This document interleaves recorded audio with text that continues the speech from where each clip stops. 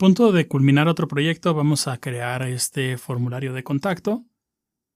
Y lo que voy a hacer es abrir nosotros y crear aquí una carpeta llamada contacto.html. No una carpeta, un archivo nuevo llamado contacto.html.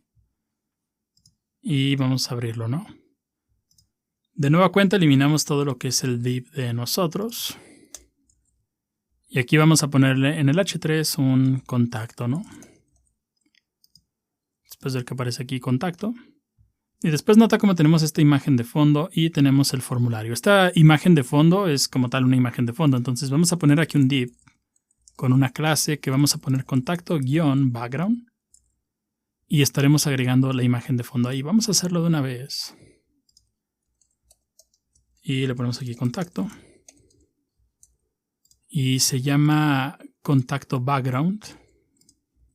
Entonces va a ser un bloque. Y le voy a colocar aquí un background image. Y nos salimos de nueva cuenta de esta carpeta. Y ponemos img diagonal.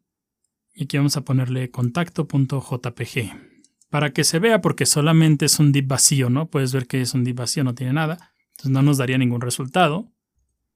Le vamos a definir una altura de 400 píxeles o 40 rem. Es que se vea un poco más grande. Y de nueva cuenta un background size cover. Y si lo deseas, no es necesario ya con cover, pero si le quieres poner un background repeat, no repeat, para que no se repitan, va a estar bastante bien. Entonces queda listo esa parte, ¿no? Ya tenemos, digamos, la parte de arriba. Ahora nota cómo tenemos aquí el formulario y luego el formulario como que está encimado de la imagen.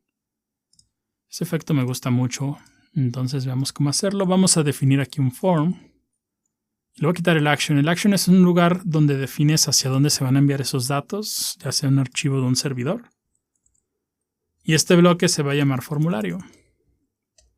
Después vamos a crear, o cada uno de estos inputs va a ser un bloque, por lo tanto ponemos aquí campo. Entonces también van a ser bloques. Y vamos a poner un label.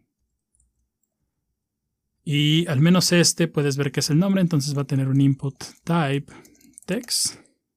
Y aquí le voy a poner un placeholder que va a decir tu nombre. Y lo cerramos, ¿no?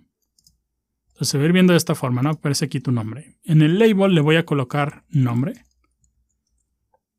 Ahora quiero mostrarte algo. De nueva cuenta hay atributos que son específicos para algún elemento. Y hay personas, o sea, es importante ese tema también, porque hay personas que no tienen, digamos, muy buen control sobre el mouse, es decir, no pueden utilizar bien su mano, ¿no?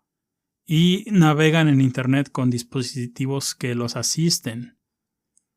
Cuando tienes un label, lo ideal es que una persona, por ejemplo, que tenga problemas, que no sea muy, digamos, muy exacto el movimiento en su mano, tenemos que hacérselo más fácil. Pero cuando dan clic en un nombre, lo ideal es que se active este input.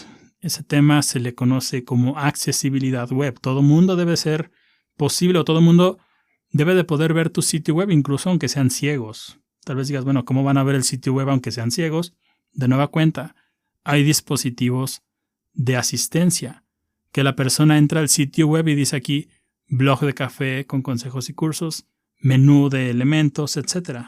Les ayudan, pero nosotros también los podemos ayudar. Y un atributo que tienen los labels es uno que se conoce como for. En este for tú le vas a decir este label a qué pertenece, a qué input pertenece. Ahora, para que este código funcione, tienes que agregarle aquí un ID. Vimos previamente que eran los IDs, ¿no? Si recuerdas, a diferencia de una clase, un ID solamente puede haber uno con ese nombre por página. Es decir, si yo aquí le pongo, por ejemplo, nombre, este ID ya no lo puedo utilizar en esta página, pero sí puedo utilizarlo en cursos o en nosotros.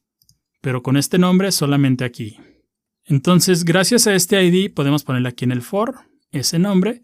Y cuando alguien dé clic en este label, puedes ver que se va a habilitar el input. Entonces, esto es una pequeña parte de la accesibilidad web. De nueva cuenta, se trata de hacerle fácil, digamos, la visita a un sitio web a personas que tengan problemas de vista o personas que tal vez no puedan mover bien el mouse. Entonces, ese es un buen uso para el for y tienes que definirle siempre el ID para que des clic en el label y se active ese campo, ¿no? Vamos a crear algunos más. Vamos a pegarlo aquí. Y tenemos el siguiente que es el de email. Entonces vamos a ponerle aquí que este va a ser el for para el email. Entonces tiene que ir aquí en el ID también Pero también el type se le conoce como email, ¿no? Ese recuerda, si lo abrimos en el simulador de iOS, puedes ver que el que tiene el input nombre aparece de esta forma, pero el que tiene el email nos va a aparecer esa arroba. Entonces se trata de hacerle la vida más fácil a nuestros usuarios. Este label va a decir aquí email y su placeholder va a decir tu email. Entonces de esta forma ya vamos a tener dos inputs, ¿no? Se tiene que ver de esta forma, ahorita lo hacemos, pero se va viendo bien. Vamos a copiar todo esto, pegarlo, tener un tercer bloque que vamos a nombrar como mensaje en el label. Y este no va a ser un input, este va a ser un text area. Ahora el text area, recuerda, requiere la apertura y requiere el cierre, entonces se va a ir viendo de esta forma. De la misma forma, si aquí le pones un for mensaje, le puedes poner un ID al text area, que se llame mensaje. Y de esa forma, si el usuario presiona ya sea en nombre, se va a activar en email o en el mensaje. Se van a ir activando esos campos. Entonces se va viendo bastante bien. Siguiente vamos a crear otro div para la clase de campo. Y aquí vamos a poner un input type y vamos a nombrarlo submit. Su value va a ser enviar, porque un formulario de contacto usualmente va a enviar un email, ¿no? Después del que aparece de esta forma. Y si recuerdas tenemos un par de botones, por lo tanto aquí le voy a poner un class. Y uno se llama botón y el otro es botón primario, ¿no? Entonces aquí es doble guión, porque recuerda es un modificador del botón. Entonces se va viendo de esta forma. Le falta algo de código, recuerda siempre que le aplicas clases a un input submit, le agrega ese border, desaparece la manita. Todo eso lo estaremos viendo en el siguiente video. Pero nuestro formulario ya tiene todo el HTML que requerimos. Estaremos agregándole algo más, ¿no? Hace falta las clases de BEM, así que continuamos en el siguiente video.